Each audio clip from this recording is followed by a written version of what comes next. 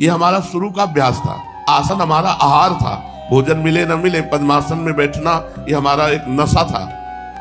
अब भी शुरू करते हैं तो अब वो तो नहीं है कि 6 घंटे 8 घंटे आसनों में बैठ जाए, इतनी दमें नहीं रह गई, लेकिन हम चाहते हैं कि साधक थोड़ी देर तो आसन में बैठे, सेवा आदि करके अपना समय ऐसा निकालो, कुछ समय आसन में बैठना, भगवान नाम जप करना, मंत्र जप करना।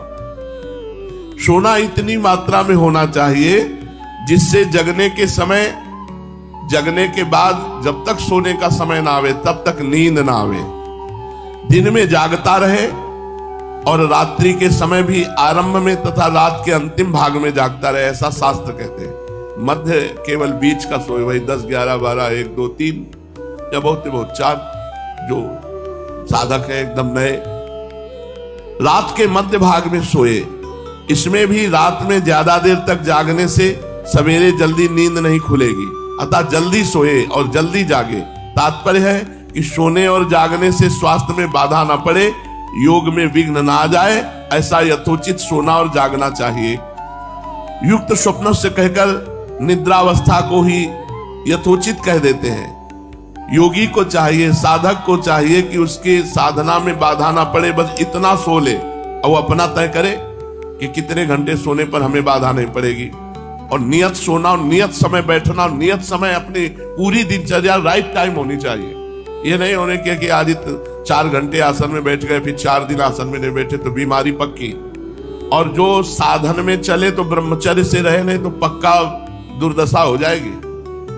अगर आसनों में बैठने का अभ्यास करे, प्राणायाम करे, इसमें करे और मनमानी आचरण करे तो फिर भयानक रोग प्रकट हो जाएगी, फिर चलने लायक नहीं रहेगा। इसलिए युक्ताहार विहार से भगवान ने कहा युक्त कर्म की चेष्टा करे, युक्त स्वप्नावबोध से युक्त समय सोए। जिसके लिए मानव जन्म मिला है उस काम को पूरा कर लो, ये खास बात है। सोना जगना खाना पीना उतना जिसके लिए मानव जन्म मिला है। मानव जन्म किसके लिए मिला है? भगवत प्राप्ति के लिए। भगवान में मन लग जाए, निरंतर भजन बन जाए, संसार में कोई अपना ना रह जाए, इसके लिए मानव जन्म मिला है। संसार में कोई अपना ना रह जाए, एकमात्र मैं भगवान का, भगवान मेरे। इसी का नाम भगवान कह रहे हैं योग सिद्धि। यही योग सिद्धि है। हमारे पास 24 घंटे हैं, हमारे सामने 4 काम हैं। आहार विहार अर्थात भोजन करना, घूमना फिरना, शारीरिक आवश्यक क्रियाएं। दूसरा कर्म, खेती, व्यापार, नौकरी, जीविका और ठाकुर सेवा। तीसरा सोना। चौथा जागृत होकर भगवत प्राप्ति के लिए साधना, जप, ध्यान, साधन, भजन, कथा, कीर्तन करना। अगर हम इनको 4 को 6-6 घंटे में बांट लें कि भोजन के लिए घूमना फिरना और जितने भी कर्म हैं, व्यापार, नौकरी, ये सब 6 दूनी 12 घंटे इनको दे दो। 12 घंटे में तुम खाओ पियो, घूमो फिरो और अपने सांसारिक व्यापार, नौकरी, एक कर्म करो। 8 घंटे की नौकरी होती है, 12 घंटे तो गए चलो इधर, फिर 6 घंटे सोने में दे दो, 18 घंटे गए। अब 6 घंटे बच गए भजन के। अगर 6 घंटे भजन करे तब तो बहुत जल्दी वो साधना में आगे बढ़ जाए। लेकिन लोग समय बर्बाद करते रहते हैं। हम तो गृहस्थी हैं, हमको तो गृहस्थी 24 घंटे प्रपंच करने के लिए समय है, भजन करने के लिए समय नहीं। उपासक को चाहिए अपने 24 घंटा के समय को बांट ले। हमने तो एक दिन ऐसे बांटा था, 12 घंटे कार्य के लिए दिए, कार्य कर लो जो मनावे, अपना व्यापार, नौकरी, जो भी जितने भी कार्य हैं। 6 घंटे सोने के लिए दे दिए, 18 घंटे हो गए। 1 घंटे मनोरंजन के लिए दे दिए, 19 घंटे हो गए। 2 घंटे भोजन के लिए दे दिए, 20-21 घंटे हो गए। 3 घंटे बच गए। 3 घंटे ईमानदारी से सबके बच गए। अगर 3 घंटे भजन कर लो तो तुम्हारी आध्यात्मिक उन्नति होने लगी। 3 घंटे में भजन पाठ केवल करना। 3 घंटे ऐसे 24 घंटे में निकालो, चाहे जिस समय निकालो। कि उसमें हमें वाणी पाठ करना है, ठाकुर सेवा करना है, नाम जप करना है। पर ये प्रमादी लोग 24 घंटे बर्बाद कर देते हैं केवल खान पान, सोना, जागना, संसार के कार्यों में, और साधना और आध्यात्मिक कार्यों की तरफ ध्यान ही नहीं देते। तब कुतर्कों को छोड़ दो, क्योंकि कुतर्क मोह जाल में फंसाकर तुम्हारी दुर्गति कर देंगे, और श्रद्धा विश्वास से मेरी बात मान जाओगे तो परमार्थ में आगे बढ़ जाओगे। राधा राधा राधा। यदि तुम नाम जप करोगे तो तुम्हारा मन पक्षी की तरह उड़कर वृंदावन की तरफ भागेगा। देखो राधा नाम जप करके वृंदावन से तुम्हें प्यार हो जाएगा, वृंदावन अपना लगने लगेगा। उड्डीये वो विहंगा पत, जैसे कोई उड़कर पक्षी आकर वृंदावन में गिर पड़े, ऐसे तुम्हारा मन वृंदावन की आश्रित हो जाएगा। ऐसा हृदय से निकलने लगेगा, जीवन वृंदावन, सर्वस्व वृंदावन, प्राण वृंदावन, मेरो वृंदावन। केवल राधा नाम जपिए, तर्क मत कीजिए। क्या लाभ मिला ये मत देखिए। समय पर जब फलीभूत होगा राधा नाम तो आप नाच पड़ोगे, आप कृतकृत्य हो जाओगे। श्री धाम का आश्रय, राधा नाम का जप, प्रिया प्रीतम की उपासना, इससे बड़ा त्रिभुवन में कोई लाभ नहीं है। पूज्यपाद श्री उड़िया बाबा जी महाराज। महापुरुषों के वचन हमें संशय समुद्र से पार करके अध्यात्म में दृढ़ करते हैं। हमको इतना ज्ञान होना चाहिए कि हमें क्या करना चाहिए, क्या नहीं करना चाहिए। हम कौन हैं, हमारा उद्देश्य जन्म का क्या है और उसकी प्राप्ति कैसे होगी। हम कौन हैं, हमारे जन्म का उद्देश्य क्या है और उसकी प्राप्ति कैसी होगी। ये सबसे पहले भगवत प्रेमी महात्माओं का सत्संग। भगवत प्रेमी, अगर भगवत प्रेमी महात्माओं का सत्संग ना मिले तो इन चारों प्रश्नों का उत्तर नहीं मिल सकता, क्योंकि हमारी बुद्धि इतनी पवित्र नहीं है कि शास्त्रों के सिद्धांतों को समझ सके। तो उनकी पवित्र बुद्धि जब हमारी बुद्धि के योग्य शब्दों में सुनाते हैं तो हमारी समझ में आ जाता है। इसलिए भगवत प्रेमी महात्माओं का संग। दूसरा, मेरी भी मृत्यु निश्चित है, मेरा भी शरीर छूटेगा। दूसरों का फूंकने जा रहे हैं तो हमको ये चिंता हो जानी चाहिए कि मेरी भी मृत्यु होगी। कब होगी, कैसे होगी, कौन सी दुर्घटना घटेगी, इसका कोई पता नहीं। इसलिए हम अपनी मृत्यु पर विजय प्राप्त करने के लिए भगवान का भजन करें। मृत्यु भजन कराती है। जब मृत्यु का भय आता है तो भजन होता है। अपने लोगों को तो सावधान करने के लिए हर समय गार्ड मिल गया है। ये किडनी जैसे असाध्य रोग है, ये हर समय कहती रहती है मरोगे, भजन करो, इधर उधर मत देखो, मरोगे, कभी भी मर सकते हो। बड़ी कृपा भगवान की, हर समय पीड़ा याद दिलाती रहती है, भजन करो, भजन करो। तो हर समय विवेक से जागृत रहो कि तुम्हारी भी मृत्यु होगी, तुम्हारा भी शरीर छूटेगा। तीसरी बात, शास्त्रों का नित्य स्वाध्याय करो, चाहे एक पेज ही करो। 2 श्लोक ही अर्थ सहित पढ़ो गीता जी के, 2 श्लोक श्रीमद् भागवत के पढ़ो, 2 दोहा के बीच की सब चौपाई अर्थ सहित पढ़ो, शास्त्र स्वाध्याय करो। चौथा, संसारी पुरुषों के बीच में बैठ करके हंसी मजाक प्रपंच की बातें ये छोड़ दो, कुसंग छोड़ दो। जाके संग कुमति मति उपजय करत भजन में भंग तजोरे मन हरि विमुखन कुसंग। इससे तुम्हारे प्रश्नों का उत्तर हो जाएगा। तुम्हारा इस संसार में आने का क्या कर्तव्य है, तुम कौन हो, जो तुम्हारा लक्ष्य क्या बना, उसकी पूर्ति कैसे होगी, इन 4 बातों से हो जाएगी। भगवत प्रेमी महात्माओं का संग, अपनी मृत्यु का चिंतन। नारायण स्वामी कहते हैं यदि तुम्हें परम कल्याण चाहना है तो 2 को मत भूलो, श्री भगवान को और मृत्यु को। मरना है आज नहीं तो पता नहीं कौन सा क्षण होगा जिस समय शरीर छूट जाएगा, सब यहीं रह जाएगा, सब पूरा प्रपंच। कोई तुम्हें याद नहीं करेगा, और याद भी करेगा हम नरक में हैं तो क्या होगा उसकी याद से। शास्त्रों का स्वाध्याय, विषयी पुरुषों से वैराग्य। विषयी पुरुषों के बीच में राग युक्त होकर बैठना, हंसी मजाक, ये सब प्रपंच, ये हमारी भक्ति को क्षीण करता है। देखो, जैसे राजा विजयी होकर राज सिंहासन पर बैठता है तो पूरा राज परिकर उसके अधीन हो जाता है, मंत्री, सेनापति, सेना, खजाना, सब वैभव। इसी प्रकार विवेक और अविवेक ये अपने अपने राजा हैं। जहां विवेक जागृत हुआ और स्वरूप सिंहासन पर बैठा जीव, उसी समय पर आनंद, परमानंद, विज्ञानानंद, घन सिद्धियां सब कुछ सब लुट जाते हैं उनके चरणों में। और ऐसे ही अज्ञान जहां राजा बना हृदय में, तो काम, क्रोध, लोभ, मोह, मद, मत्सर, ईर्ष्या, दुनिया का प्रपंच, सब उसके पाप का खजाना, ये सब एकत्रित हो जाता है। इसलिए अपनी सदगति के विषय में सोचो।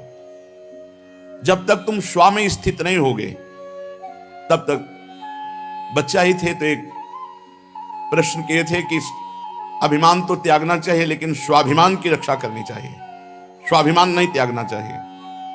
बहुत प्रारंभ में नैष्ठिक ब्रह्मचर्य के समय, तो उस समय भी भगवत कृपा से विवेक जागृत था। तुमने कहा स्व को आपने कहां से लिया? जाति पक्ष से, देह पक्ष से, या स्वरूप पक्ष से? अब वो तो सांसारिक धरा के थे, तो उनका नहीं, हम कह रहे स्वाभिमान। तो स्व अभिमान, स्व कहां स्थापित किया आपने?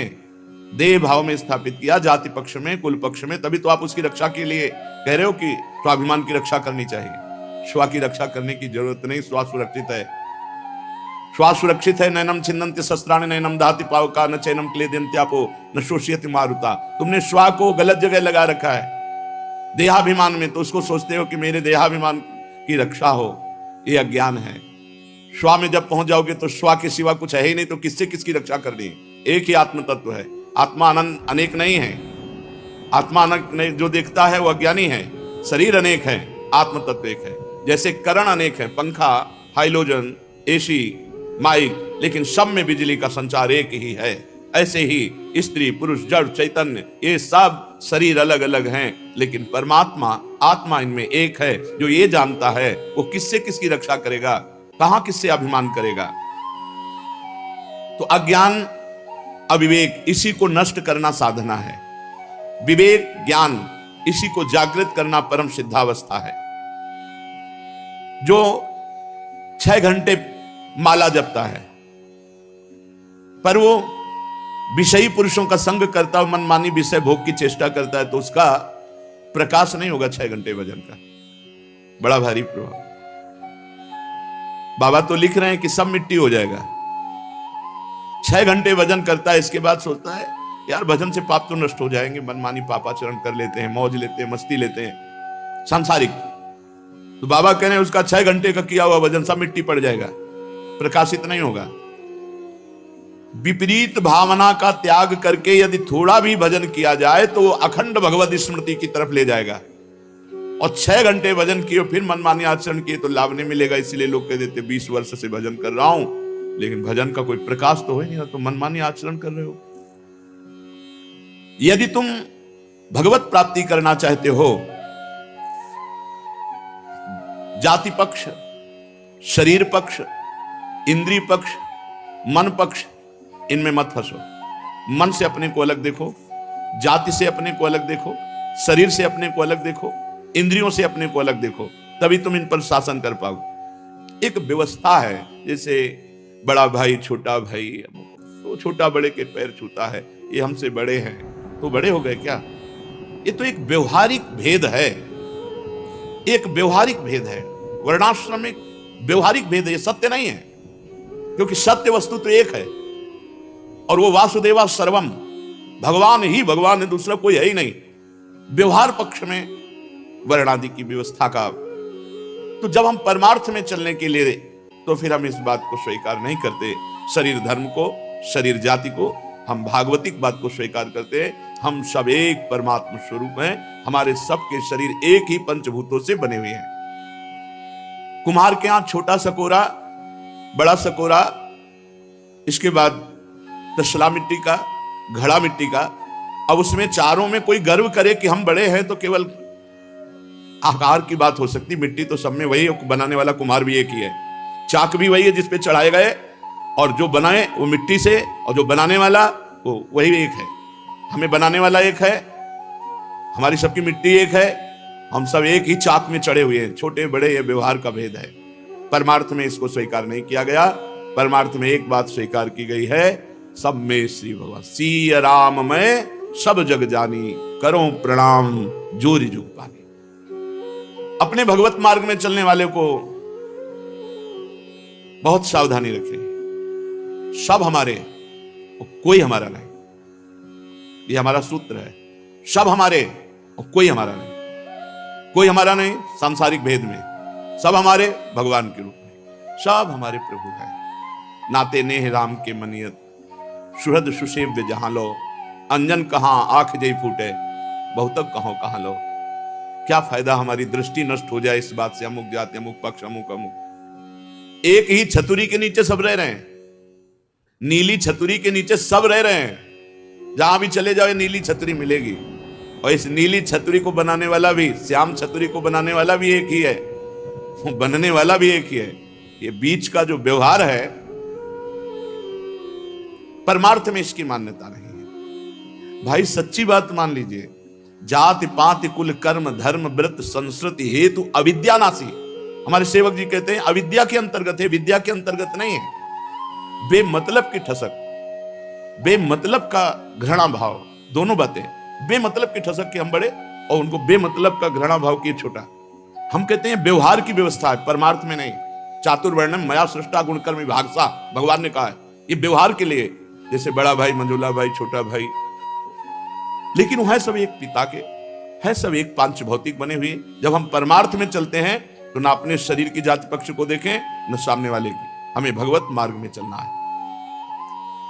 भगवान की बड़ी कृपा सुलझे हुए परब्रह्म स्वरूप सदगुरुदेव मिले। गुरु कृपा से ही ये देहाभिमान, देह भाव, जाति पक्ष, ये सब बहुत बड़े जंजीरें हैं, ये जीव को बांध कर रखती हैं अविद्या में। सेवक जी महाराज करे, जाति पाति कुल कर्म धर्म व्रत संस्कृति हेतु, ये आवागमन का हेतु है। ये अविद्या नासी, हित जो महाराज ने कृपा करके इस अविद्या का नाश कर दिया। जब साधक साधना में चलता है तो उसे शरीर बहुत प्यारा लगने लगता है। अपने शरीर के सुख सुविधा, खान पान, ऐसा शरीर की रक्षा करना चाहते हो, हृदय को गंदा करते हो, हृदय को सुरक्षित रखना नहीं चाहते, फिर कैसे तुम्हारी परमार्थ की यात्रा बढ़ेगी। उचित शरीर को भोजन दे दो, उचित पवित्रता रखो, और मेन प्रधान बात है हृदय की पवित्रता। हृदय को सुरक्षित रहे, हृदय हमारा काम आदि दोष से, अहंकार आदि दोष से ग्रसित ना हो जाए।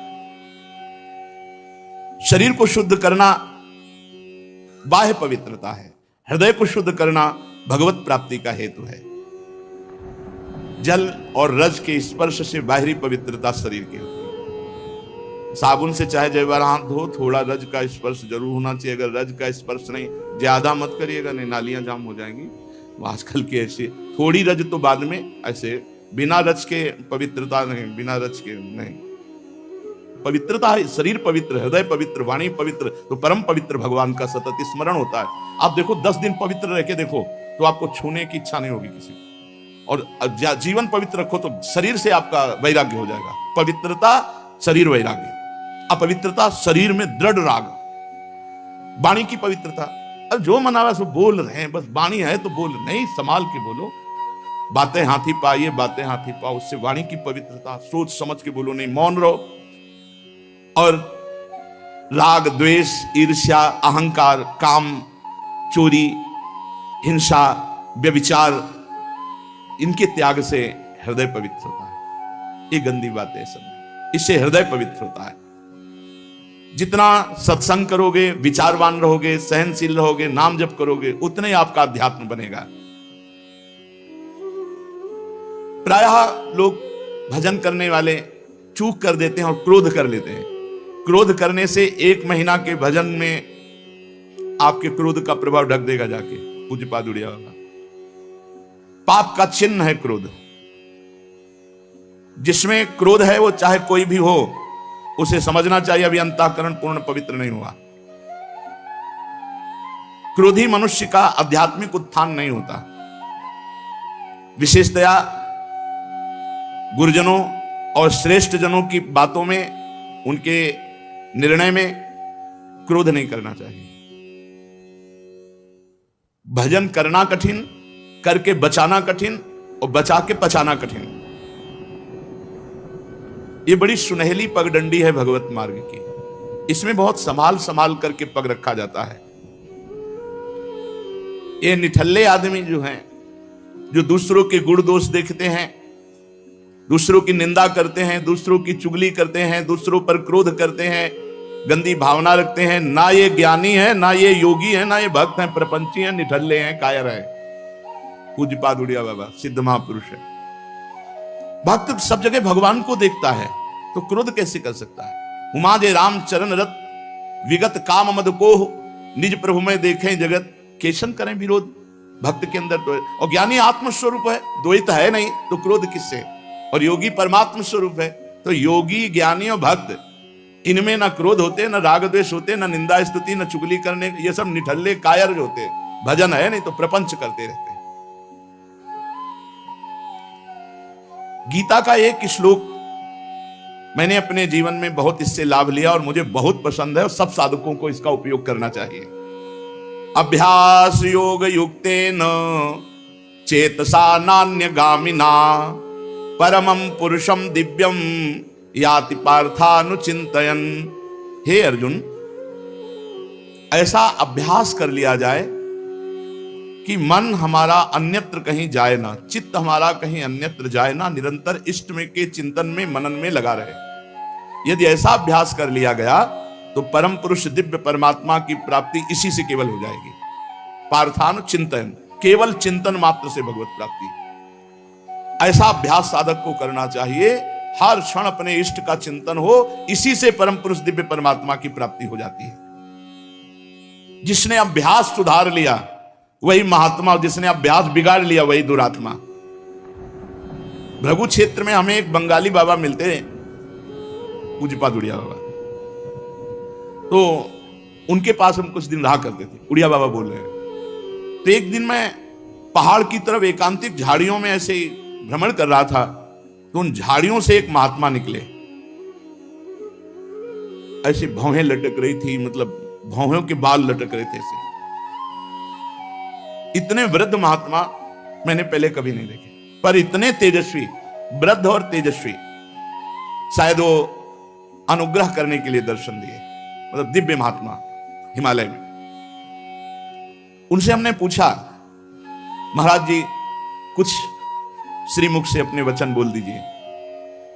तो उन्होंने कहा, साधन दो तरह का, एक अंतरंग साधन और एक बहिरंग साधन। दोनों साधन सिद्धावस्था के लिए आवश्यक हैं, अंतरंग साधन और बहिरंग साधन। अंतरंग साधन केवल एक, अपने आराध्य देव का निरंतर चिंतन, अन्य चिंतन न होने पावे, अंतरंग साधन। बहिरंग साधन, अंतरंग साधन में एक ही बताया, निरंतर नाम जप, निरंतर अपने इष्ट का चिंतन। और बहिरंग साधन में बताया प्रतिग्रह, परिग्रह, उपग्रह, परचर्चा। पहला प्रतिग्रह, दूसरे से लेने से डरो, दूसरे से लेने से डरो। दूसरे से जो लिया जाता है उसे प्रतिग्रह कहते हैं। ये बहुत बड़े पुण्यों की हानि और भजन की हानि करता है। अपने भोग के लिए जो दूसरों से लिया जाए, केवल भिक्षान्न वस्त्र आदि की बात अलग है। परिग्रह, अपने लिए, अपने भोग के लिए बैंक बैलेंस ये सब संग्रह करना। उपग्रह, कई बार भोजन पाना, बार बार। और परचर्चा, दूसरे की निंदा, दूसरे की चुगली। इन चार बातों का त्याग करना बहिरंग साधन है। ये साधक की बात कह रहे हैं, क्योंकि प्रपंची में तो और हजारों दोष होते हैं। साधक को प्रतिग्रह लेने से बचना चाहिए, परिग्रह संचय करने से बचना चाहिए, उपग्रह बार बार खाने से बचना चाहिए, और परचर्चा, दूसरे की दोष दर्शन, दूसरे की दोष वृत्ति करके निंदा करना, चुगली करना, इन सब बातों से बचना चाहिए। अविवेकी पुरुष चाहे जितना शास्त्र स्वाध्याय कर ले, वो निर्णय नहीं कर पाता, भोग उसे परास्त ही कर देते हैं। इसलिए 6 प्रकार की शुद्धि पूरे अज्ञान का नाश कर देती है। मन की शुद्धि, मन को विषय भोग अच्छे लगते हैं, इसलिए उसी की चिंतन करता रहता है। हटाओ उससे, बार बार नाम पे लगाओ, सत्य वस्तु रूप पे लगाओ, सत्य धाम पे लगाओ, लीला पे लगाओ। जहां तुम्हारी पहुंच हो पाती, रूप में पहुंच है, लीला में पहुंच है, नाम में पहुंच है, धाम शोभा में, जहां भी नाम रूप लीला धाम में लगाओ मन को। तुम्हारा मन शुद्ध हो जाएगा। मन की शुद्धि, अपने मन को भोग चिंतन से हटा के भगवत चिंतन में लगाओ, नाम रूप लीला धाम। दूसरी, वाणी की शुद्धि, सत्य, मधुर, सहज, सरल भाषण और भगवान नाम जप, भगवान लीला गुणगान, भगवान नाम कीर्तन, इससे वाणी की शुद्धि। अन्न की शुद्धि, साधु के लिए भिक्षान्न या आकाश वृत्ति। आकाश वृत्ति बैठा है, जो प्रभु दे दे सो दे दे, पा लिया, नहीं दिया तो भूख को पा लिया। भिक्षान्न 4-5 घरों में मांगा, जो मिला, नहीं मिला तो राधे श्याम। साधु के लिए भिक्षान्न और गृहस्थ के लिए धर्म पूर्वक कमाए हुए धन से उदर पोषण, इससे अन्न शुद्धि। चौथा, हस्त शुद्धि, हाथ की शुद्धि, अपने हाथ से कोई पाप कर्म न करना, बचाओ अपने हाथों को पाप कर्म से। विरक्त तो बहुत सावधान रहते हैं, उनके लिए प्रतिग्रह लेने से, ऐसे रुपया लेने को मना किया गया।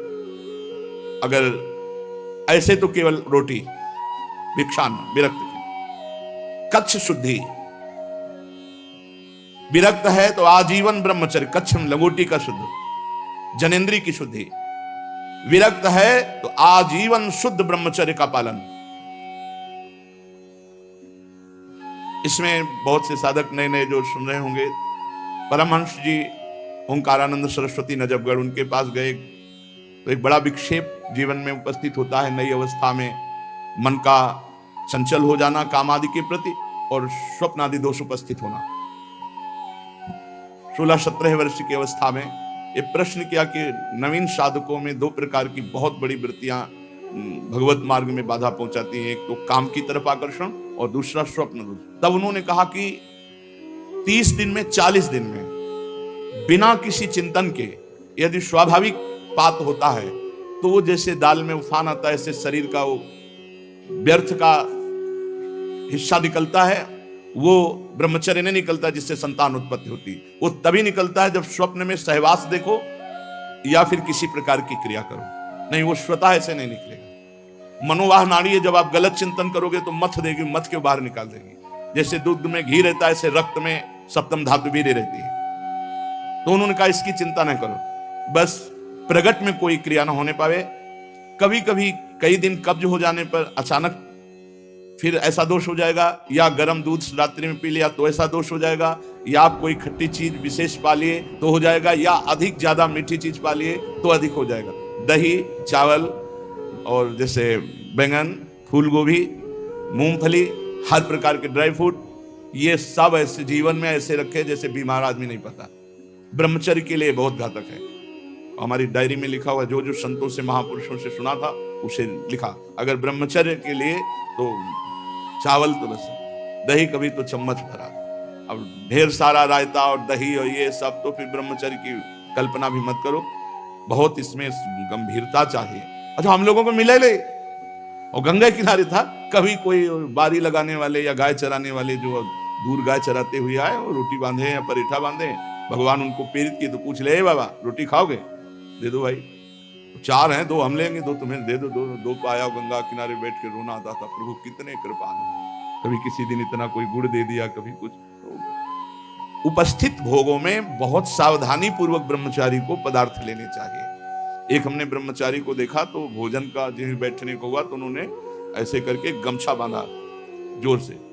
हमने सोचा हरनिया की बीमारी होगी तो ऐसे बांधा। तो हमने पूछा क्या हरनिया की बीमारी? बोले नहीं। हमको क्यों बांधा? बोले हमें इससे पता चलता है कि हमको कितना भोजन पाना है। खींच के गांठ बांध ली और जहाँ टाइट होने लगा तो भोजन बंद कर ली। एक ही बाहरी प्रक्रिया उन्होंने बताया। अपने चाहिए, हमने कई बार कहा है, एक बार केवल परोसाओ अपने लिए, 2 रोटी रखो, इतना रखो, इतना रखो, इतना बच जाओ, दोबारा नहीं लेना। राधा राधा राधा। पाया बैठे हैं, जब पंगत पूरी हो गई चल दिए, और वो गरम गरम धुआं निकलता हुआ है। तो अब उसमें तो धुआं वाला रहेगा नहीं, क्योंकि उसमें पहले रखवा लिया है। तो भाई धुआं उड़ाना है तो धुआं में फिर उड़ जाओगे। बहुत सात्विक कच्छ शुद्धि।